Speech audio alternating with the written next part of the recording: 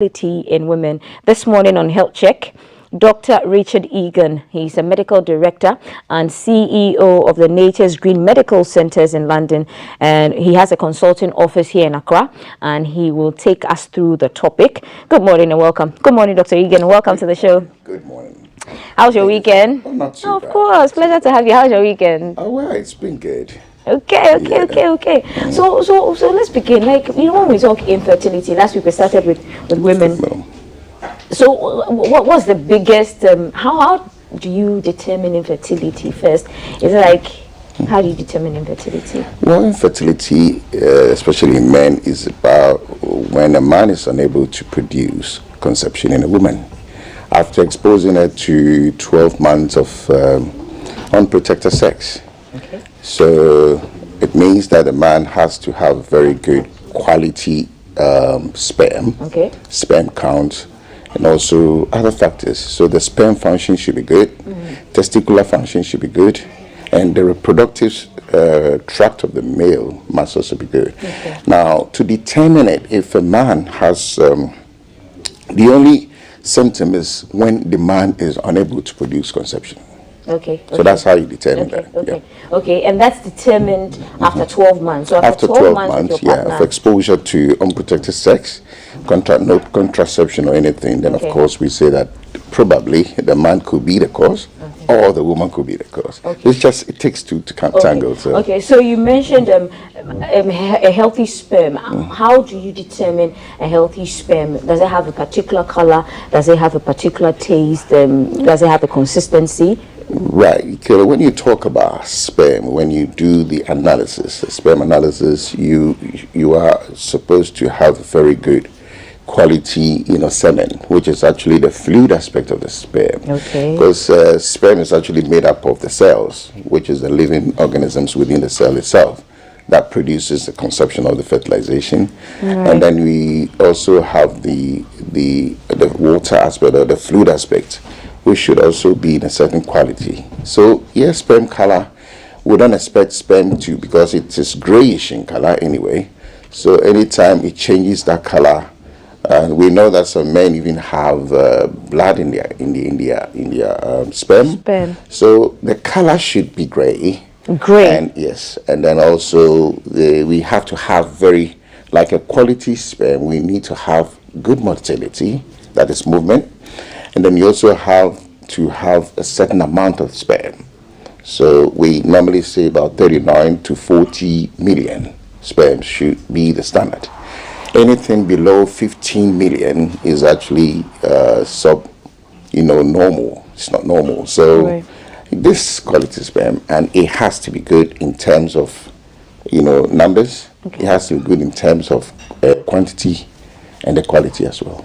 Right. Okay. So, what's the biggest cause? What's the biggest cause of infertility in men?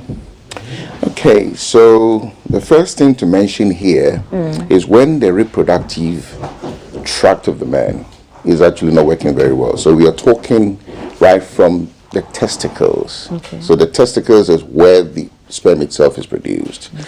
The testicle must be able to produce quality sperm. As I've described it, quality sperm has to have a certain number of sperms in there, that living organisms, and also the good fluid to carry the sperm or to serve as vehicle for the sperm to carry on. Now, the testicles, if it's not functioning well, there's going to be a problem. And apart from the testicles, there's also something called epididymis, which is also areas where the sperm itself are actually produced. So all these things actually contribute to the sperm production. It has to be good. So the reproductive system has to be good, and also the places where the sperm is carried. So the sperm has to be carried into the vagina from the penis. So during the ejaculation. So if all those things are working very well, we expect the sperm to actually be good and has to actually be able to flow. So the flow is another thing, because if you're not able to deliver, so first is production, second is delivery. If the delivery is also good, then we expect something good to happen.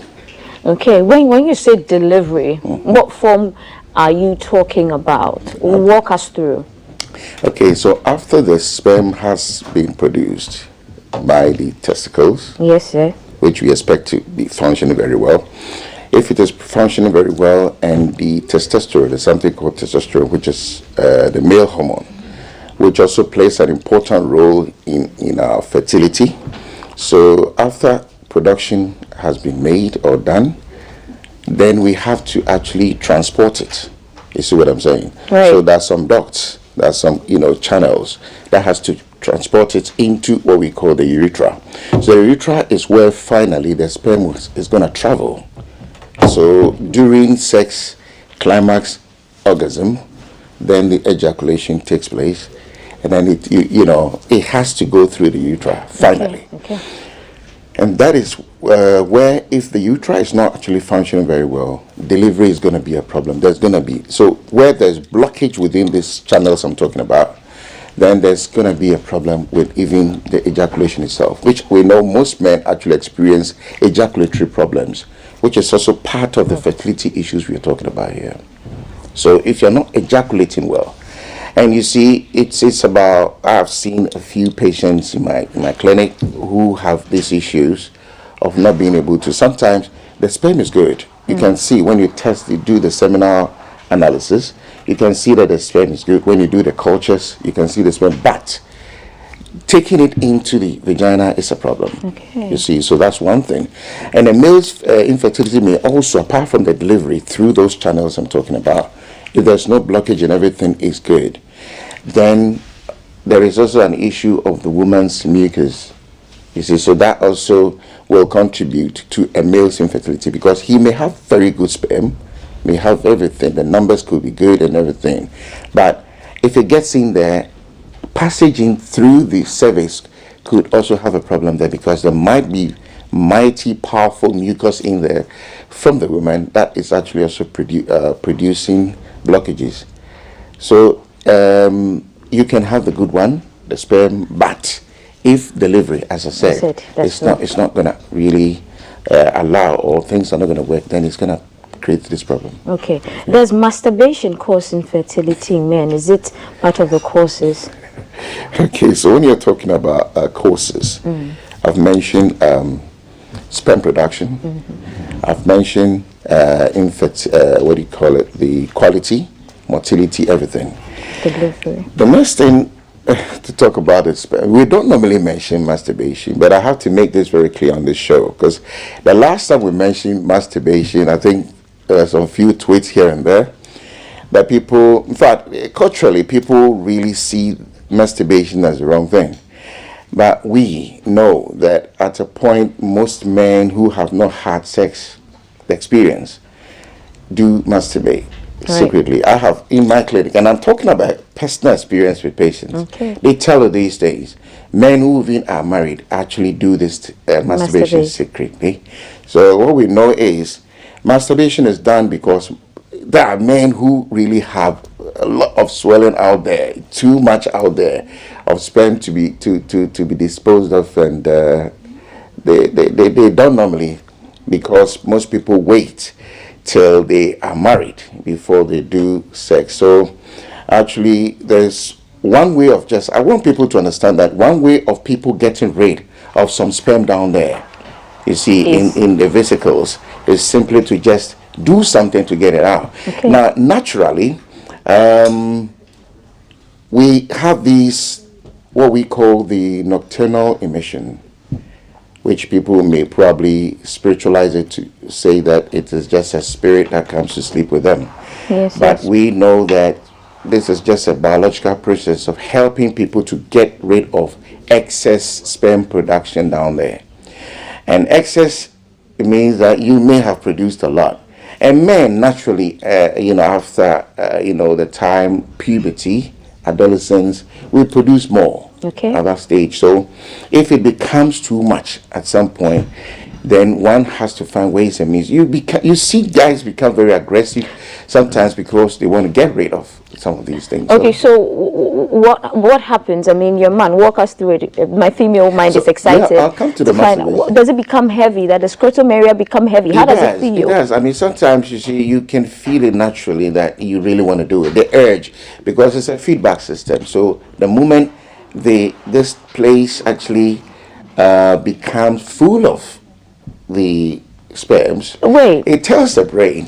Does it become like heavy when you walk?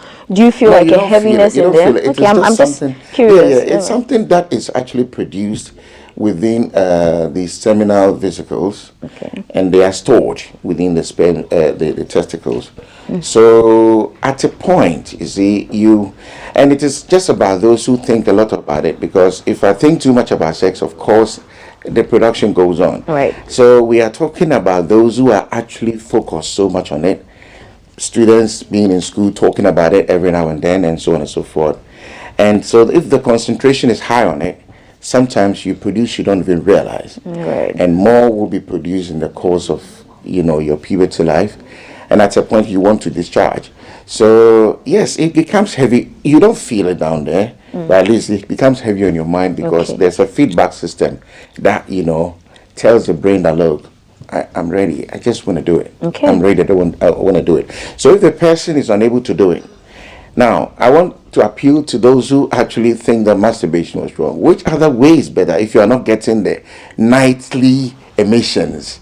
Which other way is better for you to just try to get a little bit of those things off your chest, or off, in this case, off your so Dr. Egan is asking, which better way is there? You can join our conversation. Because I know some people are actually against the fact that we mention the masturbation. Yes, masturbation doesn't, I wouldn't say masturbation can directly affect sperm quality.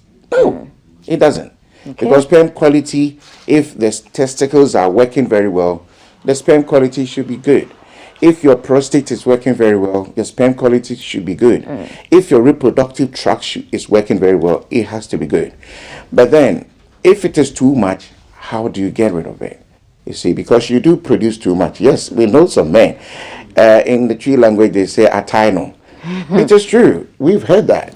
They come to us and we know that some of them. And because some of these people are tired, sometimes when they come to us, I mean, I know somebody who came to my clinic and told me, oh, my distance, sometimes I don't know why my lower abdomen is just too painful, especially in the inguinal area, and sometimes my balls. I just look at him and say, you got blue balls. Are you touching some lady somewhere? So if she will not let you do it, then please don't attempt, because it's going to cause blue balls. And blue balls is real. So those who actually want to avoid those things, what a better way to do it? Just to do a few, hold there. But then religious people will say, and I know usually they will just come up against me and say that it's wrong. But I don't see anything wrong with it. It's only just reduced if you are masturbation about 2 or 3 times. It's just like having sex 2 or 3 or 4 times in a week. If you are doing masturbation, it's just the same thing. Okay, so the only difference is you don't do it with a woman. Okay, you only deliver it through your own means, touching yourself. And what is wrong with touching yourself? Except that it reduces the production, the sperm quantity in the body. That's the only thing. So that's indirectly causing problem with infertility, indirectly. But directly it doesn't affect quality. Probably too much of masturbation can cause reduction of quantity of sperm within your body, and that to me makes a good sense, a valid sense of indirect, to say that it causes indirect infertility, because it reduces quantity. But otherwise, what's wrong with that? Okay, so Doc, do you advise your patients to masturbate? If you do, how many times a week, in a day? Do you advise them? I wouldn't advise anyone, but masturbation comes naturally with people. One thing people don't know is the brain is wired in a certain way, and it is not Dr. Egan that tells anyone to masturbate. It is the person at some point in their life who feels that something is happening.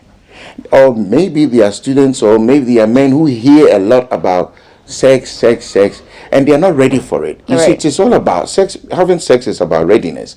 If the person is not ready to have it with somebody else, and the person actually feels the need to just do something to get, or some people even try. The first, a patient told me that he started by just trying to see the quality or the way that sperm looks like, and he tried and he saw how it is, but he saw the enjoyment in doing that, Okay. and he continued from there. I wouldn't recommend anyone to actually be doing Okay. it, because I know that it can reduce sperm Okay. count, Okay. amount, the quantity. But if somebody is doing it, it's very common in Ghana for everyone to be condemned for everything that happens to people naturally. But I have to just bring this across. Naturally, if we were to go according to our biological needs and the way biology or nature even wants us to do, the gross things we'll do, you'll be surprised. But sometimes, because of ethics and Right. because of certain laws and whatnot, we have to be able to self-regulate. So when somebody is doing their thing in their corner and they're not affecting anybody's life, the only thing that masturbation becomes, or where it becomes a problem, is where you are married Okay. and you are doing this at the same time. It becomes a problem because you become so attached to masturbation. That's the only problem. Okay. And that is why I wouldn't recommend it.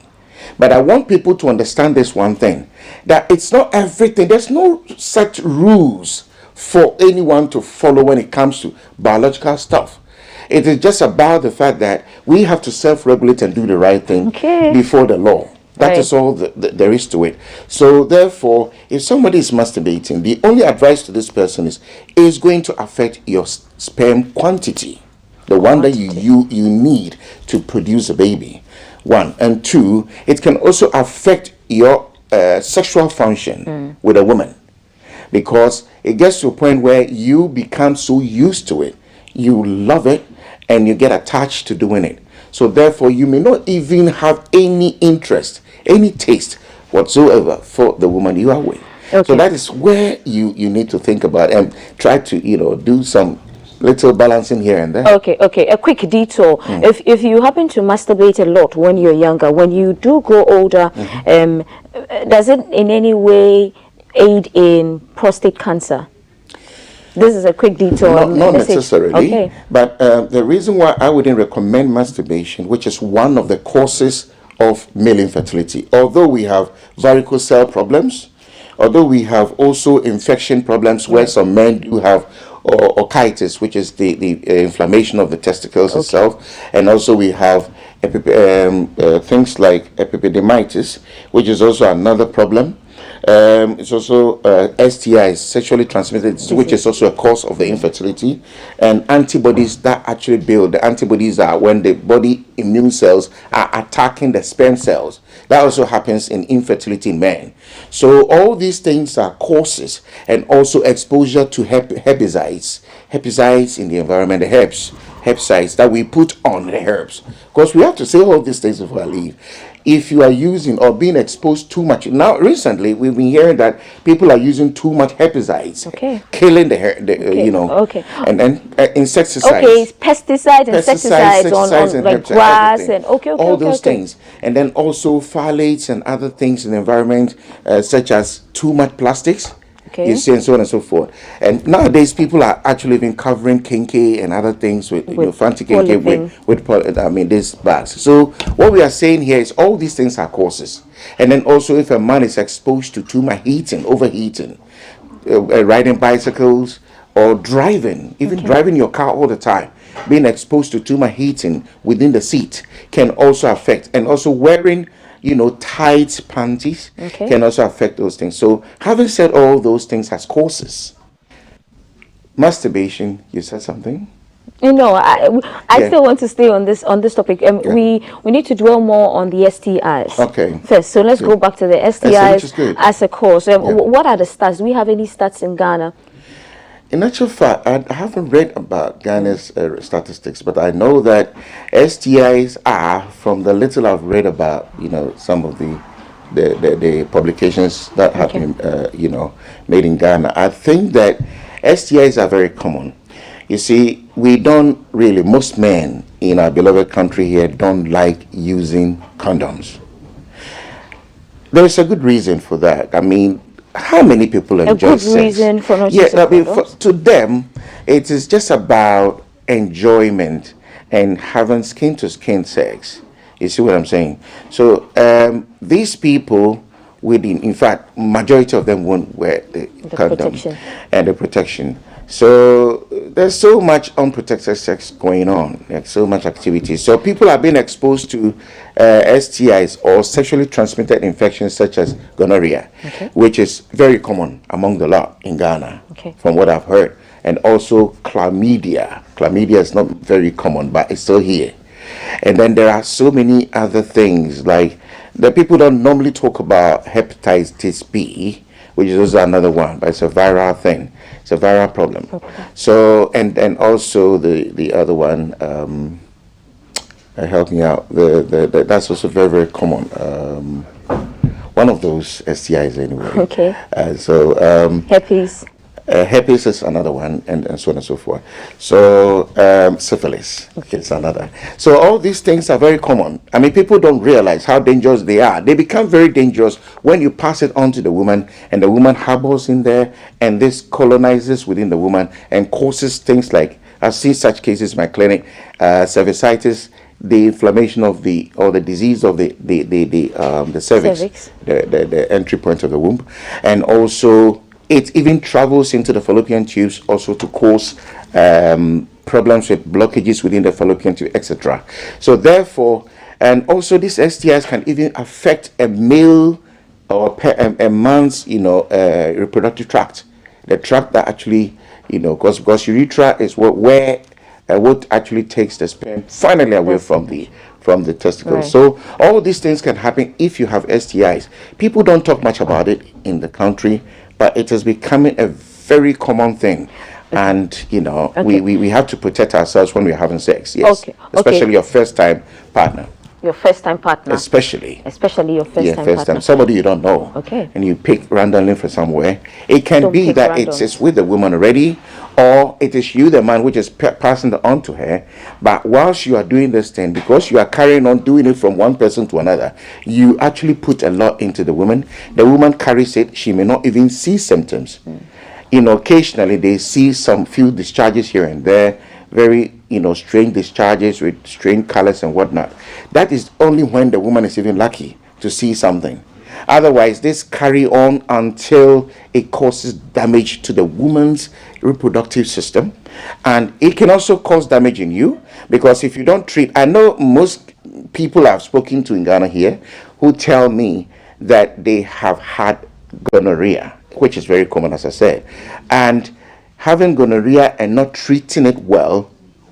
And I'm just telling all the guys, if you don't treat it well and you're one of those who are actually putting antibiotics, just buying some antibiotics that randomly from anywhere and adding it to palm wine and those things, will not treat the case. Because the gonorrhea microorganism or pathogen is a very, very, very, very, very stubborn organism. So you cannot actually get rid of it with even herbal potions. You have to really go through medical treatment. Proper medical treatment. But you need to go through, proper testing to be able to find out. So my advice to the men out there, if you want to produce a child one day, please check yourself up. Make sure that you don't have any STIs, that is sexually transmitted problems. Make sure you don't also have problems with, varicocele issues and any other thing. And make sure you don't also expose yourself to too much heating and radiation. And also, finally, don't expose yourself to rubber products or plastic products, which can. And then, those who are taking lots of stuff and alcohol. You see, alcohol consumption, if I don't say this, then I haven't done myself any good. So, alcohol consumption is another thing. Overconsumption. Because we don't say that men should not take alcohol. Right. But all we are trying to say is we need to make sure that we don't overconsume alcohol, and so on and so forth. So we'll take a few messages that have come up on our WhatsApp. This is a viewer who agrees with me. He's saying, thanks for the doctor talking about infertility in men. Please, if it goes on well with the chat, Can we have a further explanation? Further explanation would be appreciated. Thank you. I think we should have a part 2 because there's more to cover in here. There's more to take because we have to go into it section by section, you know. Okay. He says, good morning. I'm Bright. Bright is saying, please, how do you get rid of infertility in men? Please, any simple way apart from going to the hospital?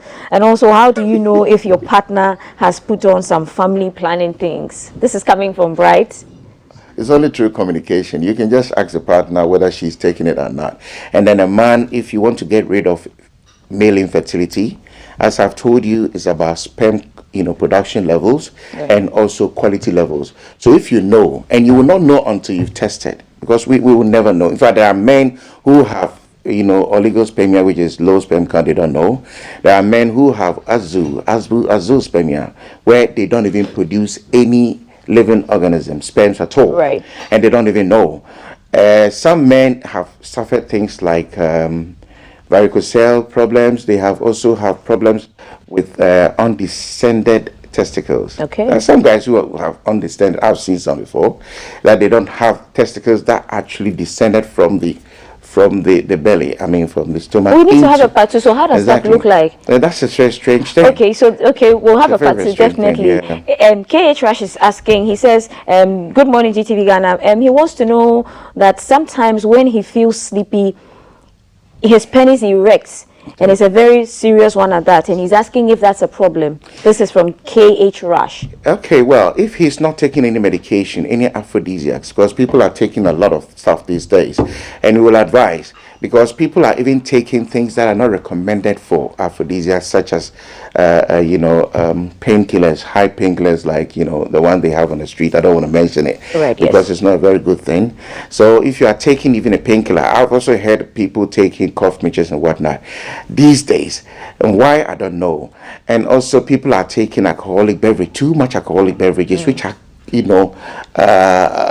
combined with so many things, you see. So all these things, we have to think about them, because they are leading to, because we didn't know once upon a time that male fertility was actually going to rise 15% above even female infertility. Wow. And that's the recent research that's been done. Wow. That men have for the first time passed women in terms of infertility. Wow. So it's getting too bad.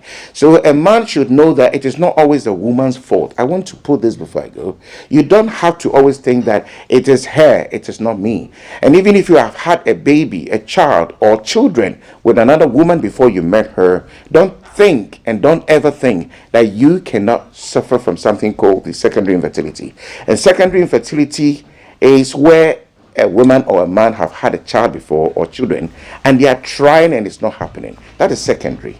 Those who have not had it before ever in their life are those who are suffering from the primary type of infertility. So all these things we may be talking about them just to expatiate or throw some more light on many of these things. Okay, thank you, Dr. Egan. We'll be looking forward to part 2 of this conversation, infertility in men. That's the conversation we've been having with Dr.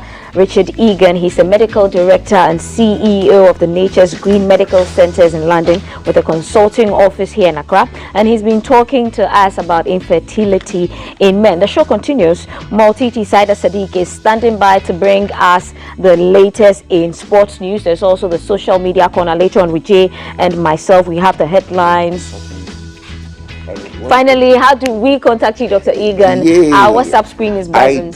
I deal a lot with infertility problems in men and women, and also in sexual function as well. So if you want to contact me, it's 0595 23 4695. 0595 23 4695.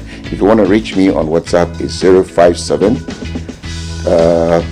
572 6300552. All right. So it's 057 6300552. Thank you very much. Thank you, Dr. Egan. And this has been us from the BFS Clinic. We are signing out, handing over to the sports arena, where Maltiti Saida Sadiq is standing by to bring us the latest in sports. We'll see you shortly.